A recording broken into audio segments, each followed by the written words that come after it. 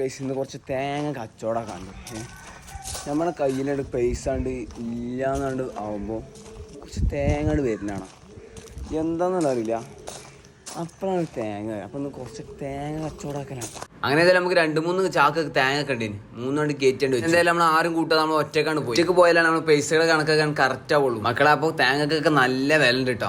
പോയിക്കാണ്ട് വല്യമാൻ്റെ വല്യപ്പാൻ്റെ ഒക്കെ തേങ്ങകൾ മെല്ലെ കൊണ്ടുവന്നാണ്ട് വിറ്റോളി. നല്ല പൈസ ആണ്. ആ പൈസ ഓടി നിന്നില്ല. നമ്മൾ നേരെ ഭരിക്കണം. അങ്ങനെ വൈകുന്നേരം ഇപ്പം നമ്മൾ അമ്മായിൻ്റെ മോളെ ചെറിയൊരു കുടിൽക്കലിന് അതിന് നമ്മളാണ് രാവിലെ കുടിൽക്കൽ. പക്ഷെ നമ്മൾ വൈകുന്നേരം പോയത് പലഹാരങ്ങൾ ബാക്കിയുള്ള കിട്ടാനും വന്ന ഉടനെ നമ്മളെ കുട്ടിപ്പട്ടാളം നമ്മളാണ് കൊണ്ടുപോയി വീട് ഫുള്ളാണ് കാണിപ്പിച്ച്. ഇവിടെ വീടൊന്നും ഇല്ലെങ്കിലും ഇവിടെ ഫുള്ള് നമ്മളെ കൂടെ എക്സ്പ്ലെയിൻ ചെയ്തിട്ടുണ്ട്. ഫുൾ വീട് കാണിച്ചു തരാൻ ഇങ്ങനത്തെ ആൾക്കാരെ വേണ്ടി അവിടുത്തെ കസാലയിലടക്കം നമ്മൾ ഇരുത്തിയാണ്ട് ഉണ്ടല്ലോ ഓലൊരു ഹാപ്പിനെസ്. അതാണ് നമുക്ക് ഫൈനലി നമ്മൾ വിചാരിച്ച സാധനങ്ങൾ ഇങ്ങനെ വരൽ തുടങ്ങി. ഓരോന്ന് നമ്മൾ ചെറിയ പീസാക്കി ഇങ്ങനെ എടുത്തോളൂ. പിന്നെ ട്രേയിൽ വെള്ളം വരുന്നത് നമ്മൾ ട്രേന്ന് അപ്പം തന്നെ ഒരു വെള്ളമാണ് എടുത്തു. വീട്ടുകാരെ കാണിക്കാൻ പറഞ്ഞു. ഇതാണ് വീട്ടുകാരെ. ഇത് അമ്മേന്റെ മോളെ ഫസ്റ്റത്തെ പ്രൊഡക്റ്റ്. പല്ലി ചെയ്ത് പിളുന്നുണ്ടാ. അതിന്റെ അടുക്കാണ് ഈ പൈക്കലിന്റെ വണ്ടി അവിടെ നിന്ന് നമ്മൾ ശ്രദ്ധയപ്പെട്ടു. കുറച്ചു നേരം ആയിട്ട് ഇങ്ങനെ ടേബിൾ മേലെ 2 പാക്ക് ഇങ്ങനെ എടുക്കണ്ടേനും മെല്ലെ ഒന്നെടുത്താണ്ട് ഹൈഡ് ചെയ്യാൻ പോയി.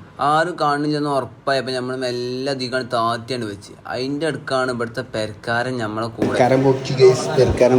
പെരക്കാരൻ ഏതായാലും പൊക്കി. ഇവനാണ് തരുന്നില്ല.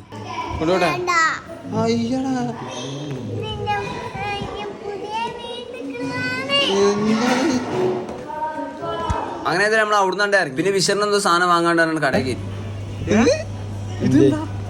സാധനം വേറെ എന്താ അത് സത്യം പറഞ്ഞ ഇതൊക്കെ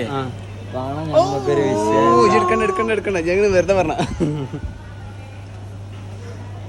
പിന്നെ നമ്മൾ നേരെ വീട്ടിലേക്ക്. അപ്പോൾ ഗൈസ് അടുത്ത വീഡിയോ വീണ്ടും കാണാം.